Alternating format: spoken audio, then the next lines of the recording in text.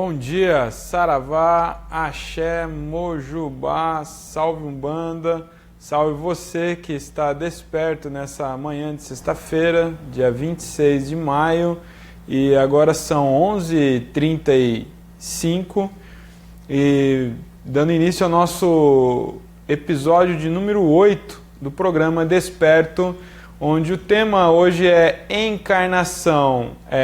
Nós não estamos falando de reencarnação, processo reencarnatório ou coisa parecida. Nosso objetivo aqui é refletir sobre o que significa o estar encarnado. Esse momento presente, a sua vida agora, não ontem nem depois, mas o que acontece agora, qual é o valor, a importância, o peso disso para o que você quer depois decifrar de passado e prospectar para o futuro. É muito negligenciado a ideia de vida presente na maioria das crenças, das religiões. É possível que você perceba com facilidade que em muitas religiões se preocupa muito com a morte, se preocupa muito com morrer bem, e não se valoriza a ideia de viver bem.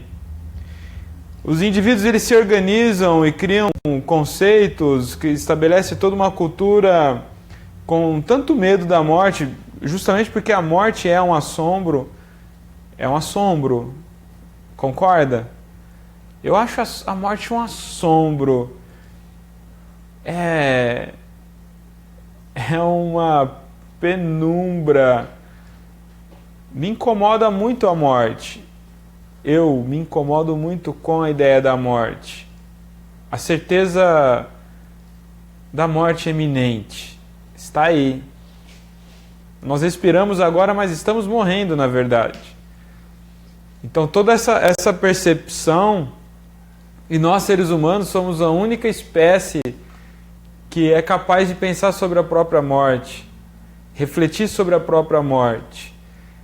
E é tão incômodo saber que vamos morrer e saber que a morte é uma absoluta certeza de tudo que a gente pode pensar da nossa vida, da nossa existência, de todos os apegos e desapegos que a gente pode estabelecer a algo que é absoluto. A morte é um fato. Não se sabe quando, em que momento, quanto tempo vai demorar, se vai doer, não vai doer, como que é, e talvez, eu digo por mim, o que mais assombra na morte é a dúvida se morrer dói. Então, toda essa reflexão naturalmente humana, natural para a nossa espécie, é o que veio fazer com que o homem, durante milênios, refletisse constantemente sobre isso. E em cima dessa reflexão, e em cima da reflexão sobre divindade, Deus, existência celestial, mundo superior, etc., a morte sempre foi um assombro para o homem. E é por isso, por ser um assombro para o homem, desde sempre que o homem ele toma ciência de si, ele toma ciência sobre realidade, sobre suas ações, ele entende o fim. E aí por isso ser tão confuso e causar tanto medo é que vai se criar muitas teorias tentando a garantir na consciência do indivíduo que, embora isso seja um fato, isso vai acontecer com você, eu tenho aqui uma crença que vai garantir para você viver bem, porque acreditará que, vivendo de tal maneira, você morrerá bem. É engraçado, então, perceber que os indivíduos se organizam em viver de tal maneira que possam morrer bem. Esse é o tema do nosso Desperto nessa manhã de sexta-feira, e nós vamos tratar aqui sobre o conceito de vida boa para viver bem, né? Ou seja, o nosso objeto de preocupação na Umbanda é a encarnação, e não desencarne e nem tampouco reencarne. Se é um fato que estamos aqui nesse momento reencarnado, o que me cabe é entender como fazer da encarnação, ou seja, desse momento presente, um momento, uma experiência, uma passagem de grandes oportunidades e aprendizados e também de felicidade. Pois é, não é pecado na Umbanda, não é um erro, não atrai obsessor, coisa parecida, não é absolutamente um problema na Umbanda você ser feliz. Até porque a Umbanda é uma religião que estimula no indivíduo viver de maneira que sinta-se feliz. Olha só, como eu posso viver de maneira que me sinta feliz se o modo como me disseram que eu tenho que viver não é bem a minha verdade, mas é o que garantirá morrer bem? Morrer feliz. Quando a prioridade não é viver feliz. Entende isso? A felicidade, ela é em algum momento compreendida pelos indivíduos como um insulto a Deus. Você ser feliz, embora exista hoje a rede social, o Facebook, por exemplo, em que é um ambiente virtual do mural da felicidade, né? Todo mundo é feliz e é até estranho perceber que ali 80 milhões de brasileiros são muito felizes, não é verdade. Então ali há uma exposição constante de felicidade, ou fake, ou mesmo o indivíduo ele só sente vontade de se manifestar na rede social quando ele pode, naquele momento, compartilhar uma situação de felicidade para ele. E aí vai criando uma ilusão, porque quem não vive aquela experiência está lá em casa, está ferrado em algum momento, né, danado em alguma situação, ele vê a felicidade alheia, ele pode começar a criar uma frustração a partir disso daí. Você não é feliz o tempo todo, você seria uma espécie de experiência que te oportuniza a felicidade e você pode entender o que é mais efetivo, que a paz é uma realidade de felicidade. Você não precisa rir o tempo todo para ser feliz.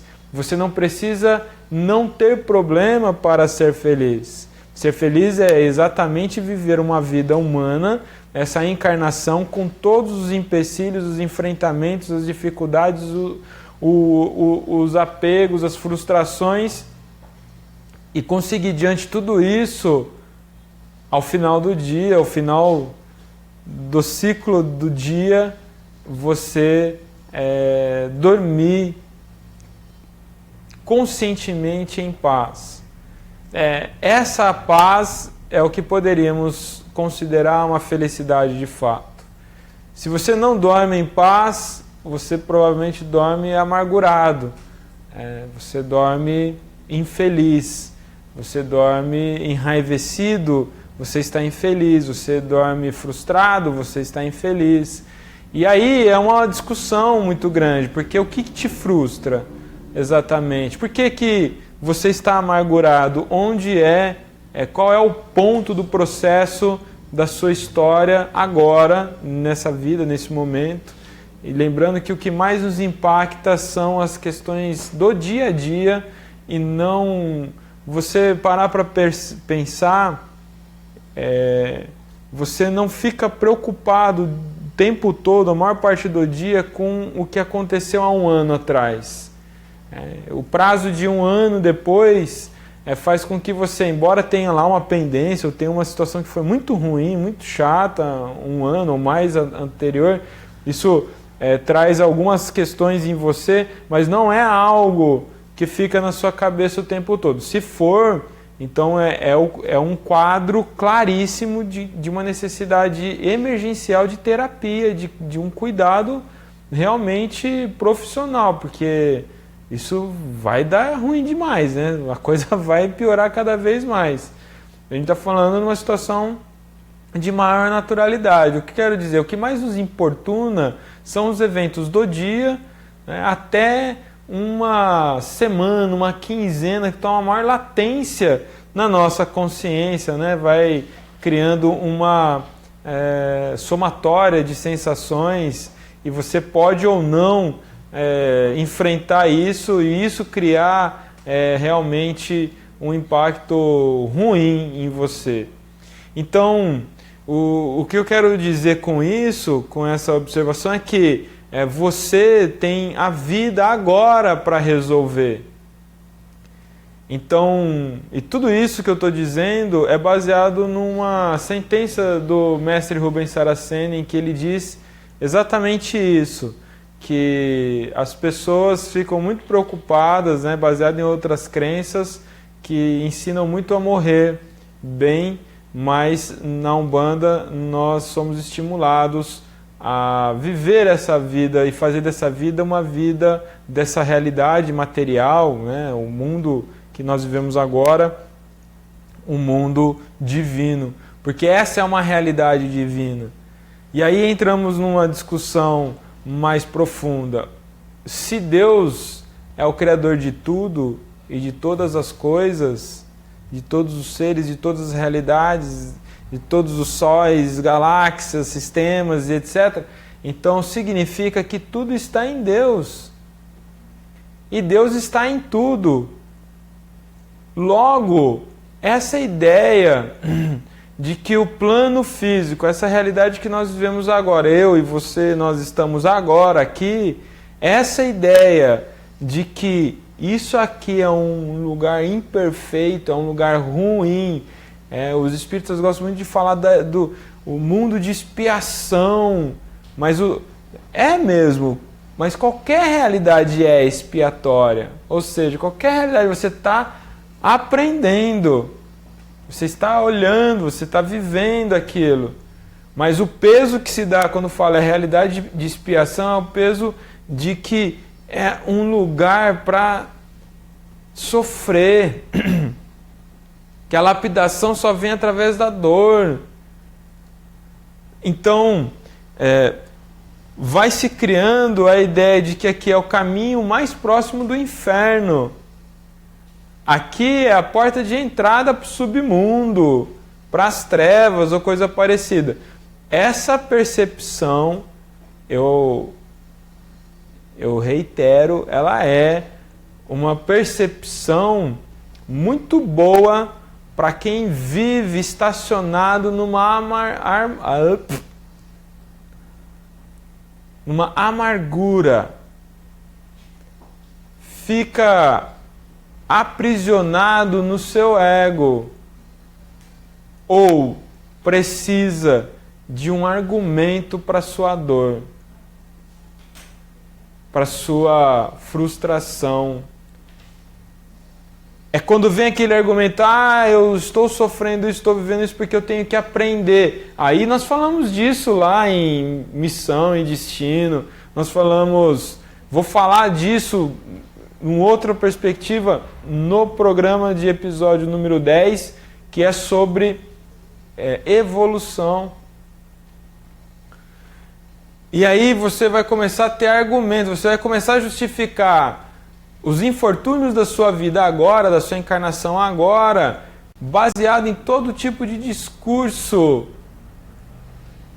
que tenta supostamente consolar. E não é consolador.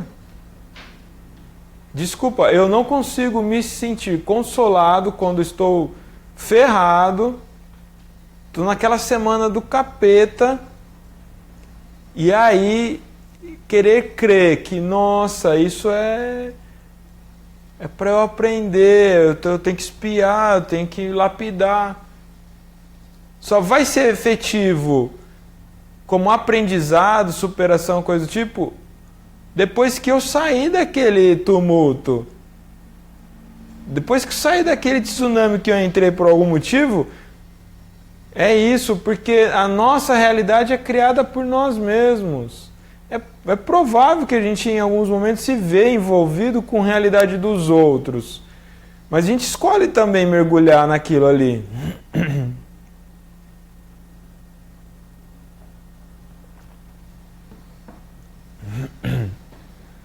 Então aqui, nessa primeira parte, nós pontuamos a crença que está a respeito do que vem a ser a encarnação. Essa vida concreta, e que é o que a gente pode chamar de mais realidade, porque é o que a gente tem consciência sobre ela. É um mundo de expiação, é um mundo de sofrimento, é um mundo imperfeito, é um mundo ruim. Aqui é o lugar em que o demônio pode tomar conta das pessoas, os seres obsessores, os seres trevosos, os seres negativos estão entre nós. É um mundo complexo, cheio de coisas boas e ruins. Você se assustará ao perceber depois que é assim em qualquer realidade. O ponto é, Deus está em tudo, em todas as coisas, e todas as coisas estão em Deus. Vamos para a nossa vinheta. Você vai ter a chance de compartilhar e chamar os seus amigos para vir aqui refletir um pouco sobre a encarnação. A hora que eu voltar, aí começamos a pensar sobre vida presente, vida material, vida humana, vida encarnada, na perspectiva dos aprendizados trazidos pelos mestres da luz no ambiente de Umbanda. O que realmente vale a pena de ser vivido nessa vida. Axé, vamos lá.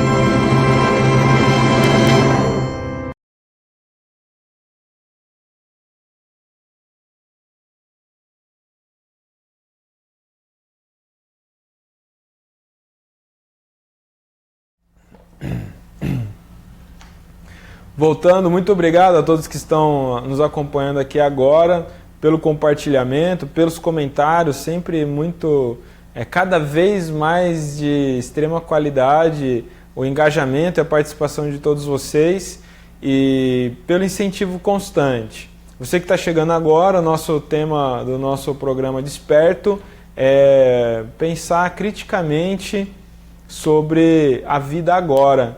O tema é encarnação, porque nós estamos pensando sobre a vida que vale a pena ser vivida.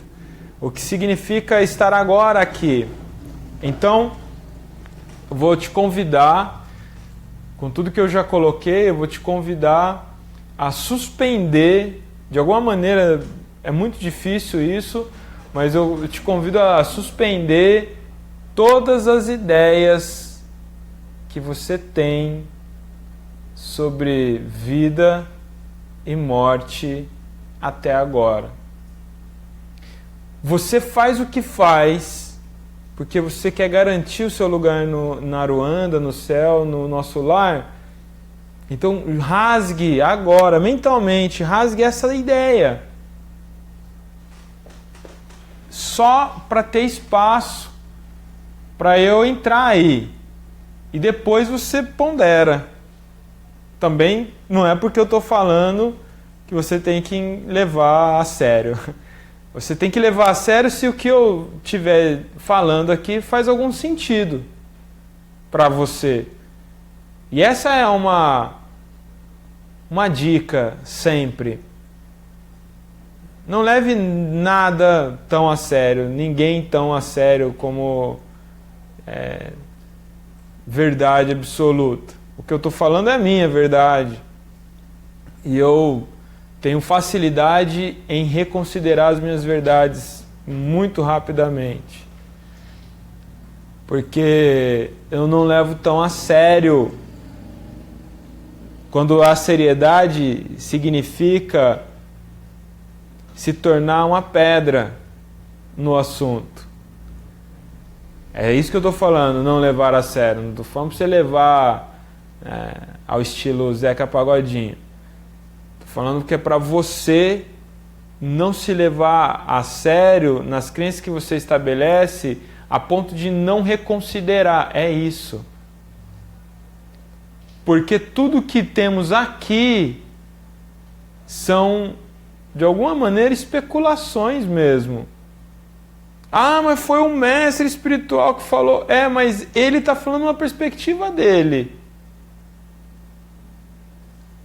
Pare e pense. O caboclo, quando fala, ele fala dentro da experiência dele. Dentro de tudo que ele tem acesso. E só, para nós e muito, mas é isso, se você afunilar. Esse mesmo caboclo, esse mesmo preto velho, esse mestre espiritual, qualquer que seja, eles trazem para nós uma visão mais panorâmica de uma realidade extrafísica, mas ainda, de alguma maneira, limitado a ele mesmo, que perto de nós é ultra. O que eu quero dizer é que não há verdade absoluta em nenhuma instância. Porque esse mesmo caboclo, esse mesmo preto velho vai se surpreender tendo expansão de consciência e enxergando mais além daquele ponto que ele está adiante. A verdade única, absoluta, a sentença final está só em Deus.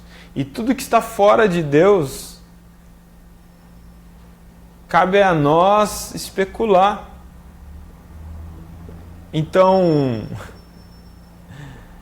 é natural que você talvez queira o conforto de crença absoluta. É o que acontece com a maioria das pessoas. E eu já falei aqui, o islamismo é a religião que mais cresce no mundo, não é no Brasil, no mundo. No Brasil, o protestantismo, o neocristianismo é o que mais cresce no Brasil. Porque o discurso deles, ele é extremo, assim como pode ser entendido o Islã. É engessador, é uma verdade absoluta, você não precisa esforçar a mente. Porque se você lê o livro base, você supostamente vai constatar aquilo que está sendo dito. Mas como você também vai ter preguiça de ler, que são muitas páginas, e são letrinhas normalmente, pequenininhas, então você vai ter preguiça de ler. Então tem alguém que está falando, que é um enviado e está te falando. E se ele está falando, é verdade. E eu estou aqui falando, então você já nem precisa se esforçar. É por isso que essas religiões estão crescendo tanto. Tanto no Brasil é essa, quanto no mundo é a outra. Porque, de forma geral, isso não é opinião, isso é fato, é estatístico. As pessoas mostram com isso que elas não querem mesmo se esforçar quando se trata de coisas de Deus espiritual. Elas querem a coisa pronta, mastigada, cuspida. E aí ela não para refletir. O Desperto é um programa para machucar. Ele é o resultado de algo que eu vivo, que a equipe aqui do Umbanda ED vive e que machuca a gente. Todos os dias, de alguma maneira, nós somos impactados por uma reflexão, por uma constatação, por uma orientação que nos faz reconsiderar uma crença que era muito valorosa, mas que estava dando engessamento. O que eu quero dizer é que com a vivência dentro da Umbanda, nós somos confrontados com, por exemplo, a fragilidade das crenças. Com a fragilidade do que você mesmo acredita. Então, isso é a sua fragilidade. Se você é em grande parte reflexo das suas crenças, e suas crenças são frágeis, você é frágil. Só que a Umbanda não é uma religião que adota nenhum livro de regra, não tem um papado, não tem um centralizador de revelação, de verdade, de orientação. No terreiro de Umbanda, a hierarquia ela é horizontal. O pai de santo não fica em cima de um palanque, ele não fica em cima de uma estrutura mais alta para poder hierarquizar ele de forma vertical. É horizontal, ele se perde no meio de todo mundo. Só quem está ali e conhece o sistema sabe como é a hierarquia interna do terreiro. De fora, todos são iguais. De fora, quem chega leigo, já a gira está acontecendo, e o sacerdote incorporado estiver no meio da corrente, ele nunca saberá quem é o dirigente. Porque o caboclo incorporado se comporta como qualquer outro caboclo. Porque ele é qualquer outro caboclo. O preto velho incorporado é qualquer outro preto velho, não é o preto velho chefe. Eles ficam sempre na mesma altura. Se naquele terreiro Exu incorpora e senta, todo mundo senta. Todos os Exus sentam. Eles seguem. É inconsciente, mas eles seguem essa linha de mostrar somos todos iguais. Se os caboclos ficam de pé, todos ficam de pé. Só se tiver um ou outro específico que senta, não tem problema. Mas o que eu estou dizendo é que a mensagem simbólica disso é que não há hierarquia. E isso é confuso no mundo da religião. A Umbanda é uma religião de contrafluxo. E ela é tão contrafluxo que enquanto a maioria das religiões criaram um discurso de medo da vida para morrer bem, a Umbanda vem e fala assim: rasga isso agora! Para com isso! Não deixe de ser você. Se você não quer agora isso, mas falar que você tem que ter, fazer, ser, acontecer, porque isso vai te garantir o céu, eu te digo, você não vai para o céu. Talvez negligenciar a sua natureza agora é o que te vai levar para o inferno na terra. Sabe por quê? Essa realidade que nós vivemos, ela é divina. Mas em tudo no campo divino, nós damos a qualidade que queremos. Se eu quero viver bem e faço por onde, eu vivo bem, vivo um paraíso. Se eu não quero viver bem, eu vou fazer da minha vida um inferno. Eu conheço pessoas que fazem da própria vida o inferno e vida dos outros próximos dela inferno. Pessoas que são endemoniadas. Eu quero dizer que são pessoas que são desconectadas.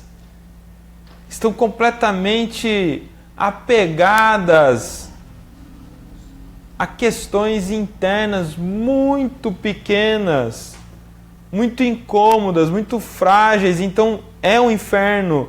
A relação que a pessoa tem com a vida dela, ela faz da vida dos outros um inferno.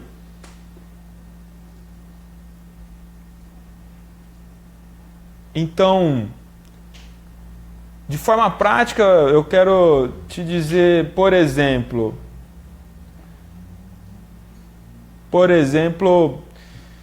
você sente vontade de fazer o que for, você faz. A única orientação da Umbanda para você tomar cuidado, tenha cuidado para que as suas ações não afetem, não agridam, não prejudiquem o limite do outro. Isso é muito simples, não é? As pessoas não entendem isso, mas é muito simples. E isso é tão sentença máxima dentro da Umbanda que é até curioso ver que as pessoas têm ideias equivocadas da Umbanda. Acredito que a Umbanda é um ambiente que possa fazer qualquer tipo de sortilégio contra alguém, né? Então, não faz nenhum sentido, porque a máxima da Umbanda é assim: haja de tal maneira que as suas ações não afetem o outro. Se você pede para fazer feitiço, macumba, qualquer coisa para alguém, você está sistematicamente querendo invadir o outro e, nesse caso, prejudicá-lo. Fazer dessa vida um paraíso só é possível quando você entende, então, que nesse mundo, esse mundo que você vive agora, a encarnação que você tem agora, é uma dádiva. Estar aqui é um presente. Viver nesse mundo é um mundo divino. Você não faz ideia como é o mundo fora daqui. Ah, não, eu faço projeção astral. É tudo rebuscado a informação. Você não tem certeza absoluta, não. Não, eu tenho porque eu sou projetor. Mentira. Conscientemente nós não temos clareza da realidade fora daqui. Porque quando você faz uma projeção astral, né, lúcido ou dormindo, quando volta para essas informações para o cérebro físico aqui, embaralha a informação e a coisa não fica muito clara, como é eu lembrar de ir ali na praça na frente. Eu consigo descrever tudo ali fisicamente. Então, o que eu quero dizer é assim, você é um ser telúrico agora. Você vive nessa terra, nessa realidade. E aqui é do jeito que você deseja. Então você não tem que ser bom com o outro porque você quer garantir o céu. Aí é onde eu queria chegar. Você não tem que reprimir os seus desejos porque falaram que isso é o que vai garantir para você a evolução, o céu, né, Aruanda, o Maitá, Jurema, o que quer que seja. Você não tem que ter alimentação X que é o que vai garantir um espírito mais leve. Você não tem que ser bom para agradar nada nem ninguém. Está entendendo? O que os mestres da luz explicam para nós é assim, você tem que ser o que você tem que ser agora aqui. Então, por exemplo, eu só posso falar nessa perspectiva, eu só posso falar o que de fato eu faço. Porque se eu falo o que eu não faço, o que eu falo é hipocrisia. Se eu falo o que eu não sou, é uma mentira. E é isso que te traz o inferno. É isso que te traz as trevas. É isso que te traz o obsessor. É isso que te traz o ser endemoniado para te perturbar. É isso que faz a sua realidade uma realidade caótica, confusa, problemática. Quando você vive uma vida falseada, você projeta na sua realidade uma mentira de tudo. Você está aprisionado por crenças que não permitem que você seja você mesmo. Eu vou dar. E em alguns momentos eu segurei aqui para não falar algumas palavras de baixo calão. Porque no meu dia a dia eu falo como você fala também. Aqui só por uma questão mais estética, não machucar aí quem está ouvindo, né? Então, mas no dia a dia é recurso de linguagem. Deu para entender? Então, quando eu vejo uma notícia que a gente está tendo todos os dias na mídia, né, dos nossos políticos, eu não falo assim, nossa, que pessoa mau caráter, né? Não, né? Que filho de uma rapariga. É isso, é recurso de linguagem. Eu não estou pondo peso emocional nisso. Essa é a questão. Eu estou falando isso por quê? Porque é uma crença de que se você fala certas palavras, as palavras vão atrair obsessores. Olha que... Ai! Que difícil! Que difícil! É muito difícil. A pessoa ela fica pensando como ela projeta as palavras dela, às vezes ela quer ser espontânea, ela não consegue, porque ela tem medo de algum espírito ouvir ela soltar um filha da puta e já querer obsediar. Nossa, agora que você fala essa palavra, eu tenho direito de te obsediar. Eu tenho direito de levar você para as trevas. Você falou isso? Nossa, agora você está condenado.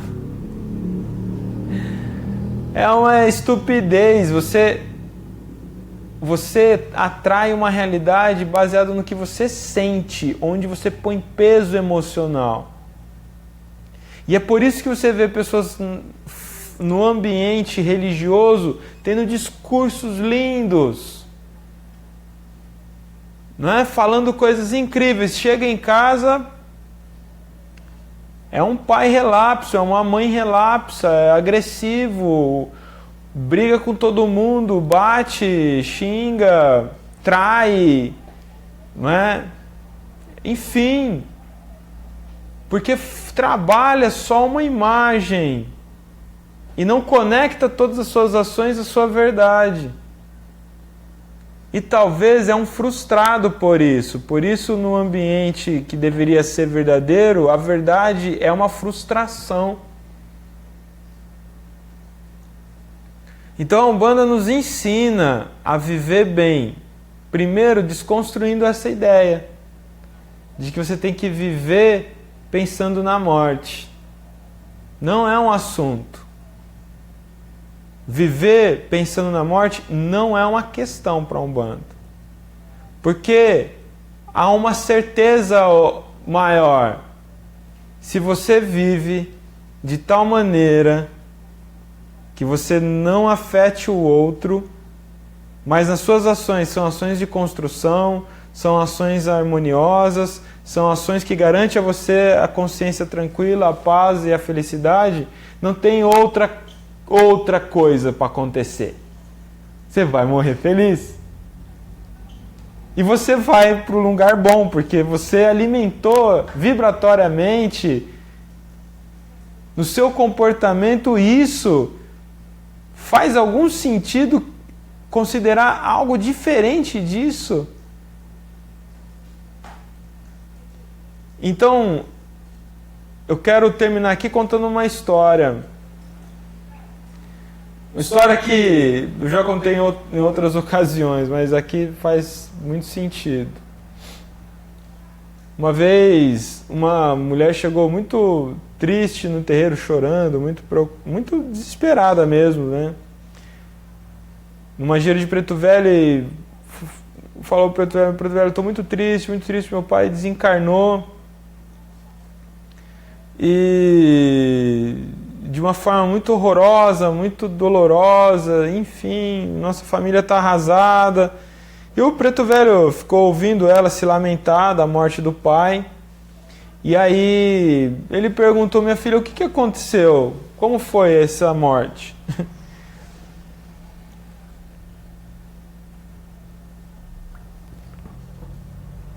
Daí ela falou, meu pai sempre foi muito temente a Deus, sempre foi muito fiel. E ele, sempre que ele saía para viajar, ele viajava, ele era representante comercial, então ele estava todo dia na estrada. E sempre ele rezava antes de pegar a estrada, né, pedindo bênção. Então, por isso que a gente está sofrendo muito, porque que Deus fez isso com ele. Mas fez o que, minha filha?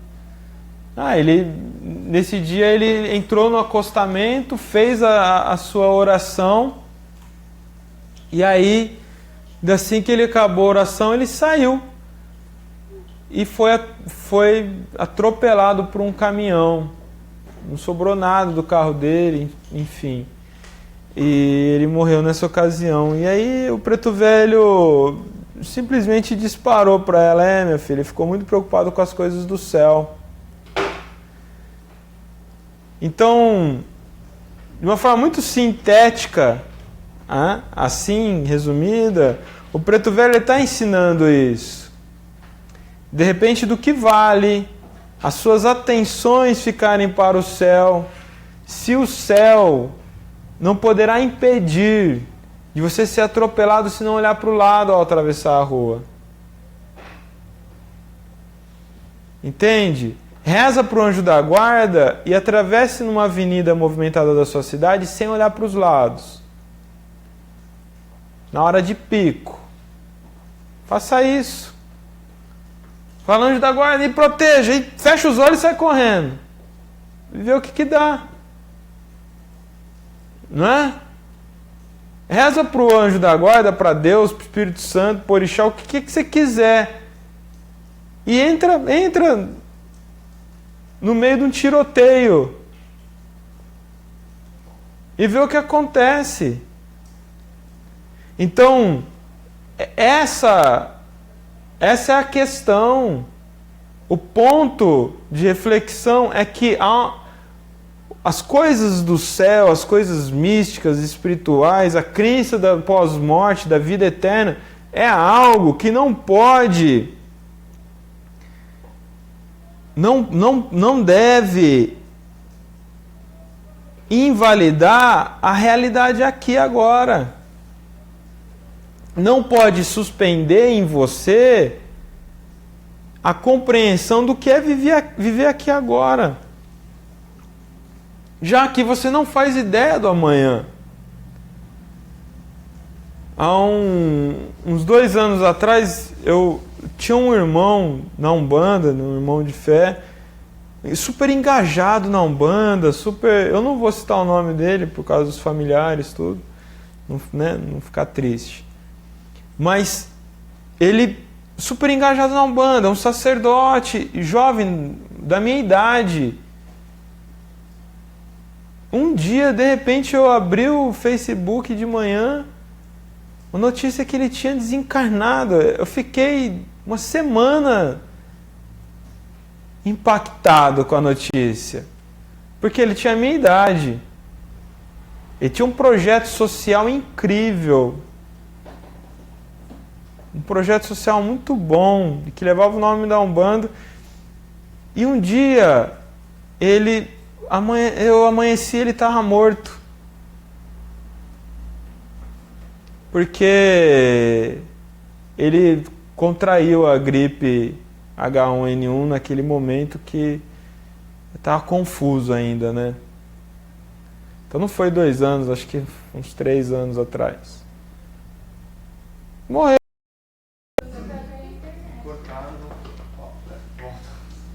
Hã? Então, você deve cuidar para que sua vida agora seja boa. Cuidar das pessoas que você ama. Fazer algo que te dá valor, te traga sentido. Por exemplo, a gente não sabe nem se a internet vai cair agora. Você não sabe o que vai acontecer com você. Então, cuide para que agora seja muito bom. Não crie inimizades por conta própria. Deixe que os outros criem. Mas não se importe também.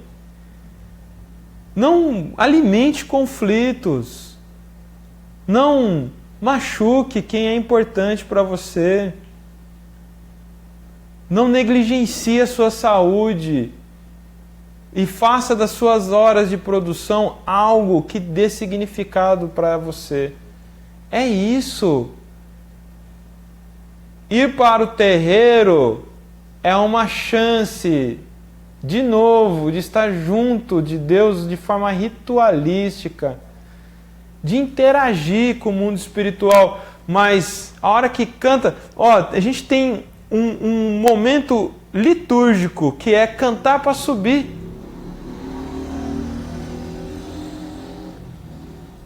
Ok? Canta para subir. O que significa? Os espíritos vão embora. Para quê? Para você voltar à sua vida. Olha que simbólico isso. Canta para subir, meu irmão. Acabou a gira, cantou para subir, vai embora, agora é sua vida. Não fique ponderando tudo que você gostaria de ser e fazer em função de uma crença numa morte, em garantir bônus, garantir crédito espiritual. Você vai se surpreender ao chegar lá e falar assim: e aí, como é que foi lá? Opa, foi bom, fiquei ansioso para voltar. Ah, é? Então você vai voltar de novo, porque não valeu. Não valeu porque você ficou pensando muito aqui. Aí você tinha tudo isso aqui para fazer lá, pensando em lá, só que você só ficou pensando aqui. Ah, mas eu fiz isso, eu fiz aquilo pensando em voltar bem aqui então. Você só tinha que pensar em ser bom lá. É isso. Desperte a sua consciência para fazer da sua vida uma experiência digna perante a espiritualidade, perante os outros à sua volta. Vou responder 3 perguntas e vamos fazer desse espaço uma construção de uma consciência desperta. Vamos fazer a vinheta, compartilhe e voltamos aqui respondendo a pergunta. Obrigado. E aí, perdeu muito?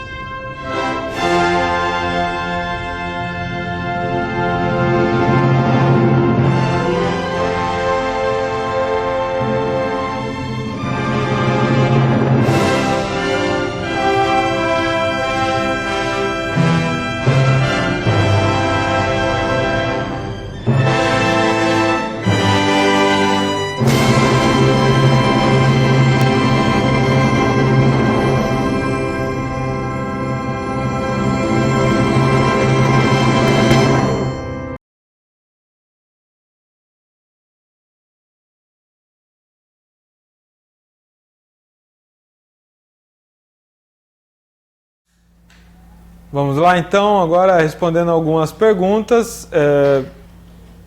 5 minutos de pergunta e resposta, vamos lá.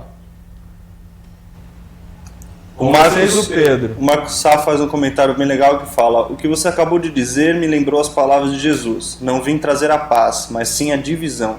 Realmente, novas visões, novas perspectivas machucam.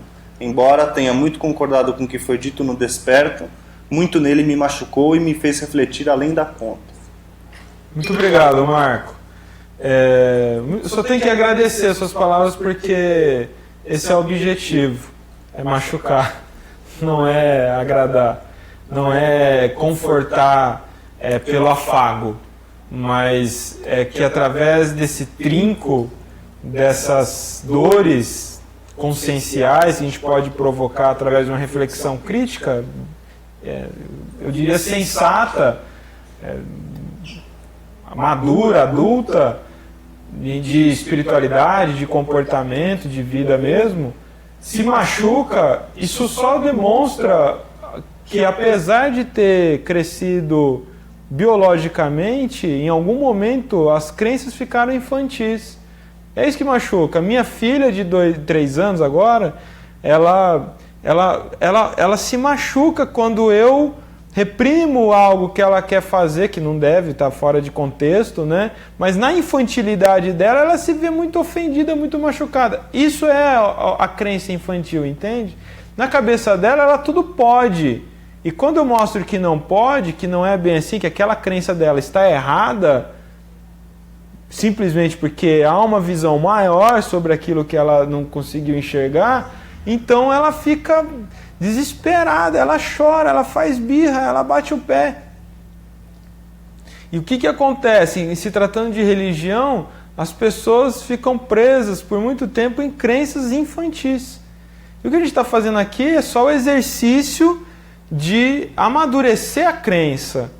E é olhar para as crenças que nós fazemos sobre as coisas com um olhar mais sensato. É isso que eu penso. Então, se machuca é porque pegou na birra, né? Pegou no lugar certo. Então, espero que seja uma experiência de construção para você e que você se some junto a nós nesse clube dos que sofreram e passaram. Tem uma pergunta boa aqui. Leia Santos. Por que uma pessoa que ao longo de sua vida fez o bem, após a sua morte, ela sofre por espíritos ruins? Não sei do que está falando, né? De onde você tirou essa informação? Entende? Esse espírito voltou e falou isso, e é verdade que era ele? Eu fico confuso com essa informação. Por que uma pessoa que foi boa, levou uma vida digna, honesta, de bondade, desencarna e é obsediada, é aprisionada, é perturbada? Não faz sentido. Tem alguma coisa errada nessa pergunta aí, nessa consideração. Algo aí que não faz muito sentido. A Cíntia Munhoz fala: no centro que trabalho existem gírias de 2 a 4 vezes por semana. Não acho correto, pois nossa vida onde fica? Então, no sentido do espiritual ser empregado de uma maneira tão exacerbada que a pessoa não consegue viver a vida material dela.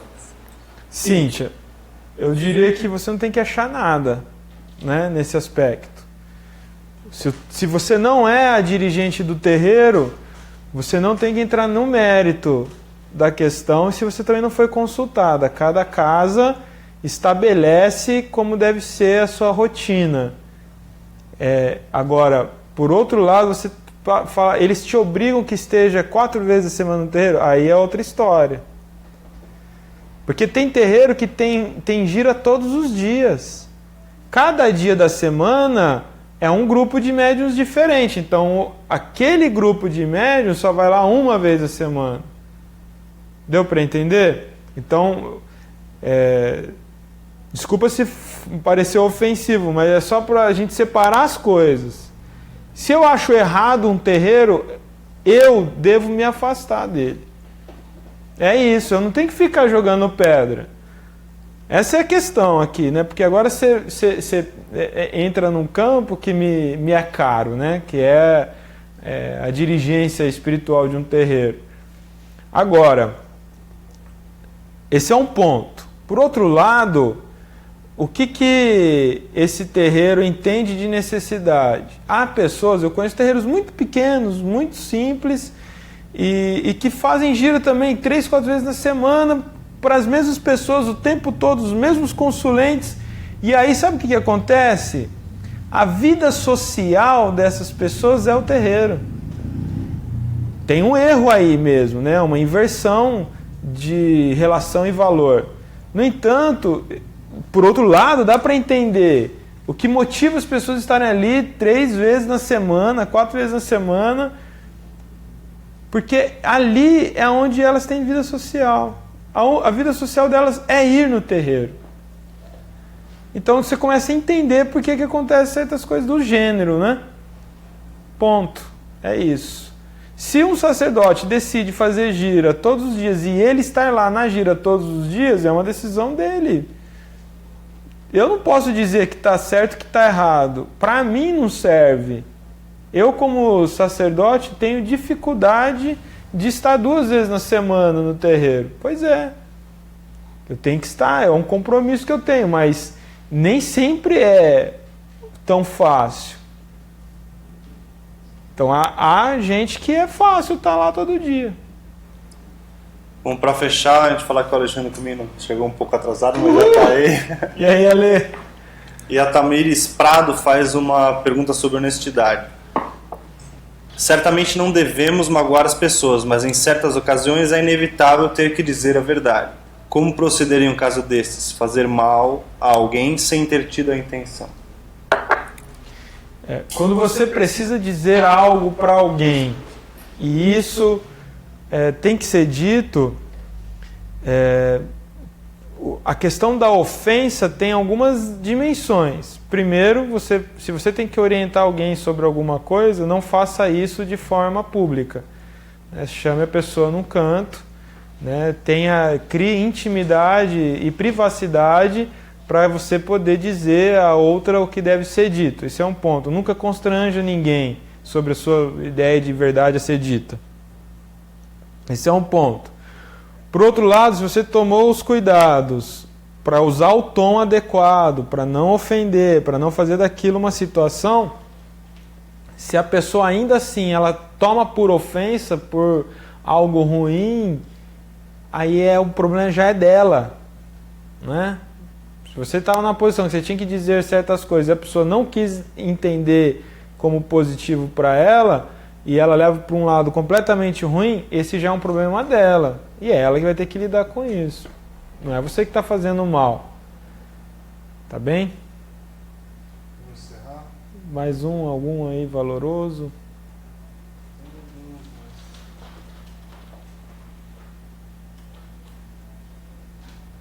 Acho que é isso. Outros fugindo do tema.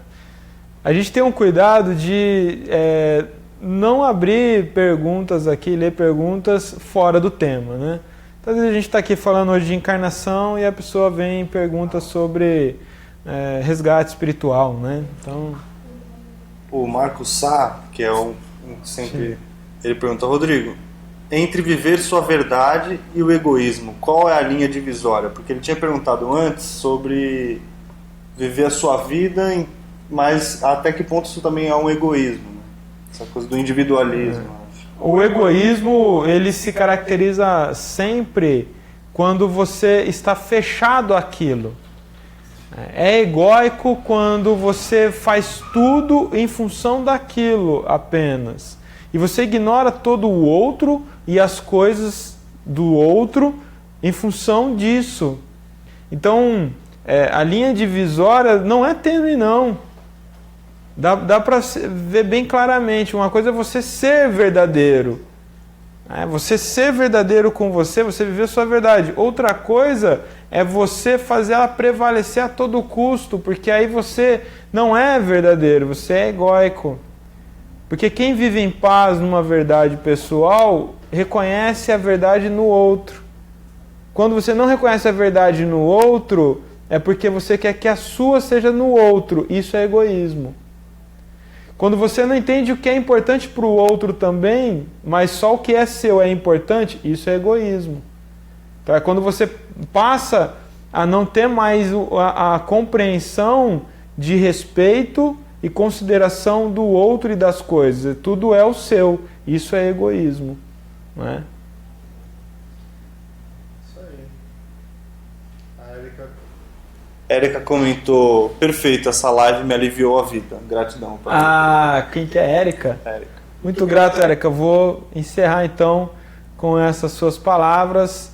Muito grato. Continue sempre participando, compartilhando. Assine aí na janela específica para poder ser notificado sempre das nossas transmissões ao vivo e também saber das nossas atividades. Essa foi uma semana intensa no Banda EAD, ao vivo com o Alexandre Comino e o pai David, depois com o pai Adriano Camargo e hoje com o nosso Desperto. Eu agradeço a sua participação e quero mais uma vez dizer, se isso que a gente está falando aqui faz algum sentido, então você compartilhe, participe e faça parte desse movimento de uma Umbanda que reflete, que pensa e busca uma sensatez, que através disso a gente faz da religião uma religião que nós queremos. Um grande abraço, axé, saravá e até a próxima sexta com o 9º episódio em que eu vou falar sobre Você Não É Livre. Axé.